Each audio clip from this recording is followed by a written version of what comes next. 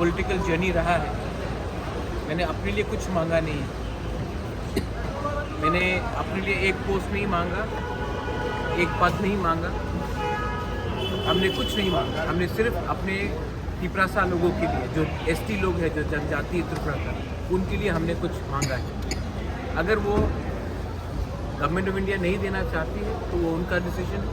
अगर वो देंगे तो हम वेलकम करेंगे, अगर नहीं देंगे तो हम ऑपोजिशन में हैं और हम जानते हैं कि ऑपोजिशन क्या कर सकता है त्रिपुरा में, तो हम ऑपोजिशन का काम करेंगे।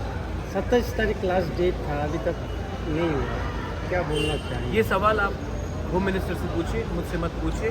मैं वही कह सकता हूँ जो मुझे कहा गया था। मैं अपने लाइन में हूँ, जो मुझे बोला गया था।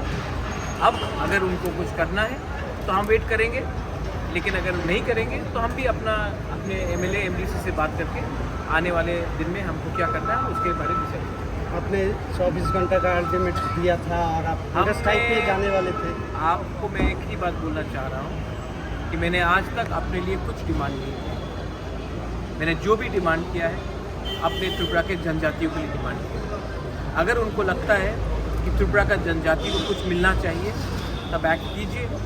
अगर उनको लगता है कि त्रिपुरा का जनजाति खुशी है तब हमारा व्यू अलग है। हम अपना जो हमें जो करना है वो हम करेंगे। तो बात क्लियर है। आपने जो आप एक ही ये सवाल नहीं, आप देश के होम मिनिस्टर से पूछ लीजिए। मुझे जो बोलना था मैंने बोल दिया। अब मैं अपने एमएलए एमडीसी से बात करूंगा। दिल्ली से मुझे बहुत फ़ोन कॉल आया है अभी तक, लेकिन जब तक मैं अपने एमएलए एमडीसी और अपने सपोर्टर्स के साथ बात नहीं करूंगा, अभी मैं मीडिया को कुछ नहीं बोलना चाहता। तो आपका जो हंगर स्ट्राइक का जो स्टैंड था उसमें रहेंगे क्या? दिल्ली से बहुत फ़ोन कॉल आया है। अगर आपको भी मेरे संग हंगर स्ट्राइक में ज्वाइन करना है तो यू आर मोस्ट वेलकम।